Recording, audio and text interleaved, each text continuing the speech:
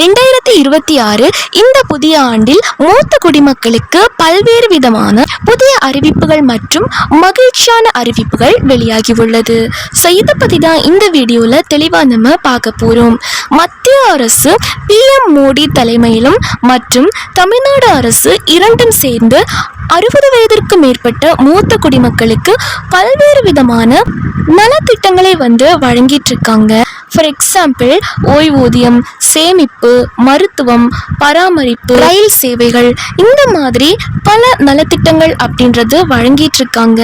So இந்த வீடியோவில் நம்ம என்ன மாதிரியான மகிழ்ச்சி அறிவிப்புகள் மூத்த குடிமக்களுக்கு வெளியிட்டிருக்காங்க, ஸோ அதை பற்றி தான் இந்த வீடியோவில் தெளிவாக நம்ம பார்க்க போகிறோம். நீங்கள் இப்போ தான் டிடி தமிழ் அப்டேட்ஸ் சேனலை முதல் முறையாக பார்க்குறீங்க அப்படின்னா சப்ஸ்கிரைப் பண்ணாதவங்க இப்போவே சப்ஸ்கிரைப் பண்ணிக்கோங்க. அண்ட் கூடவே பக்கத்தில் வர பெல் ஐக்கோனையும் கிளிக் பண்ணி ஆல் அப்படிங்கிற ஆப்ஷனை செலக்ட் பண்ணி வச்சுக்கோங்க. ஸோ அப்போ தான் நம்ம அடுத்தடுத்து போடக்கூடிய அனைத்து புதிய தகவல்களும் உங்களுடைய மொபைலுக்கு உடனே நோட்டிஃபிகேஷனாக வந்து சேரும். அண்ட் வீடியோக்குள்ளே போகிறதுக்கு முன்னாடி இந்த வீடியோ உங்களுக்கு பிடிச்சிருக்கு அப்படின்னா லைக் பட்டனை கிளிக் பண்ணி லைக் பண்ணிக்கோங்க. இந்த வருஷம் 2026 புதிய ஸ்கீம் ஒன்று அனௌன்ஸ் பண்ணியிருக்காங்க. 5000 ரூபாயில இருந்து 10,000 ரூபாய் வருமானம் தரக்கூடிய, அதாவது 60 வயதிற்கு மேற்பட்ட சீனியர் சிட்டிசன்களாக இருக்கக்கூடியவங்களுக்கு அரசு ஒரு திட்டம் அறிவிச்சிருக்காங்க. ஸோ இந்த திட்டத்தின் மூலயமா மாதம் 10,000 ரூபாய் வரை வருமானம் வரும் அப்படின்ற மாதிரி மத்திய அரசு அறிவிச்சிருக்காங்க. PM மோடி, பிரதான் மந்திரி நரேந்திர மோடி அவர்களால் தான் இந்த திட்டம் அறிமுகப்படுத்தப்பட்டிருக்கு. ஸோ இந்த ஒரு திட்டத்தின் மூலியமாக தான் மாதம் ரூபாய் 10,000 மூத்த குடிமக்களுக்கு வருமானம் அப்படின்ற மாதிரி ஒரு அறிவிப்பு வெளியிட்டிருக்காங்க. இந்த திட்டத்தோட பெயர் என்ன அப்படின்னா அடல் பென்ஷன் யோஜனா திட்டம் அப்படின்னு சொல்வாங்க. ஸோ இந்த அடல் பென்ஷன் யோஜனா திட்டத்தின் மூலியமாக தான் சீனியர் சிட்டிசன்ஸ்க்கு அவங்க 60 வயதை தாண்டின பிறகு மாதந்தோறுமே ஒரு உறுதியான ஓய்வூதியம் அப்படின்றதுமே அரசால் வழங்கப்படுது. இந்த திட்டத்தோட ஒரு முக்கிய அம்சம் என்ன அப்படின்னா, இந்த திட்டத்தில் நீங்கள் இளம் வயதிலே சேர்றீங்க அப்படின்னா மாதந்தோறும் நீங்கள் செலுத்த வேண்டிய தொகை அப்படின்றது குறைவாகத்தான் இருக்கும்.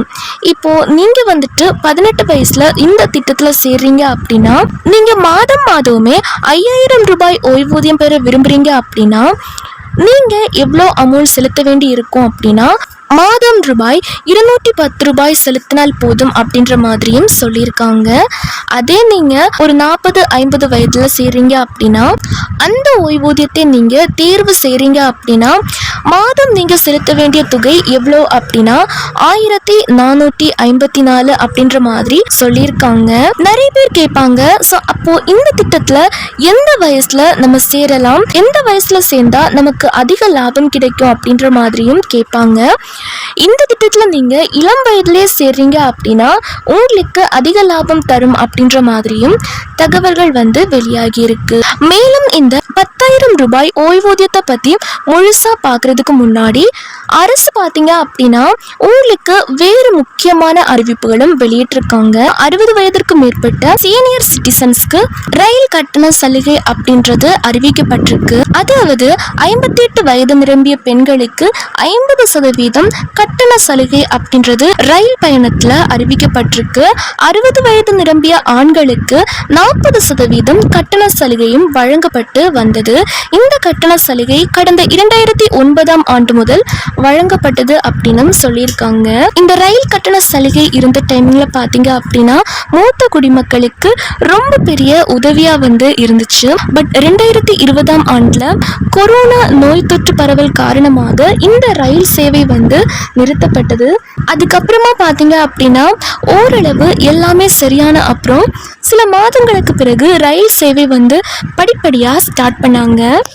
அப்படியே பார்த்தீங்க அப்படின்னா மூத்த குடிமக்களுக்கான கட்டண சலுகை அப்படின்றதும் ரத்து செய்யப்பட்டது. ரயிலில் கட்டண சலுகை ரத்தால் 2020ஆம் ஆண்டு முதல் பயணத்தை மூத்த குடிமக்கள் படிப்படியாக தவிர்க்கவும் தொடங்கியுள்ளனர். இந்த ரயில் கட்டண சலுகை, அதாவது சீனியர் சிட்டிசன் கன்செஷன் மூத்த குடிமக்களுக்கு பெரும் நன்மையா இருக்கும் அப்படின்னு சொல்லியிருக்காங்க. அவங்க பயணம் செய்ய இது உதவியாக இருக்கும் அப்படின்னு சொல்லியிருக்காங்க. அண்ட் மாதாந்திர ஓய்வூதியம் ஓய்வூதியம் பெறுபவர்களுக்கு கூடுதல் சேமிப்பு அப்படின்னு சொல்லியிருக்காங்க. அண்ட் அது மட்டும் இல்லாம 60 வயதிற்கு மேல் இருக்கக்கூடிய மூத்த குடிமக்கள் அனைவருமே தங்களோட பிள்ளைகள் பேரன்கள் அவங்க இருக்கக்கூடிய நகரங்களுக்கு அடிக்கடி போகவும் உதவும்.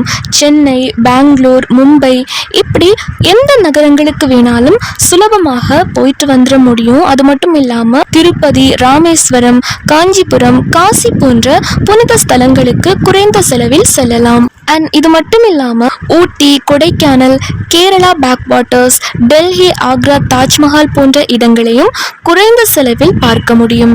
அது மட்டும் இல்லாம மருத்துவ பயணம் அப்படின்னு பார்த்தோம் அப்படின்னா பெரிய நகரங்களில் உள்ள மல்டி ஸ்பெஷாலிட்டி ஹாஸ்பிட்டல்ஸ்க்கும் நீங்க குறைந்த செலவில் போயிட்டு வந்துட முடியும். சுருக்கமா சொல்லணும் அப்படின்னா புனித ஸ்தலங்களுக்கு மலிவு பயணம், பிள்ளைகள் பேரன்களை அடிக்கடி சந்திக்க முடியும், நாட்டின் முக்கிய சுற்றுலா இடங்களை குறைந்த செலவில் பார்க்க முடியும், பெரிய நகரங்களில் மருத்துவ சிகிச்சைக்கு செல்ல வசதியும் இதன் மூலமாக கிடைக்கும்.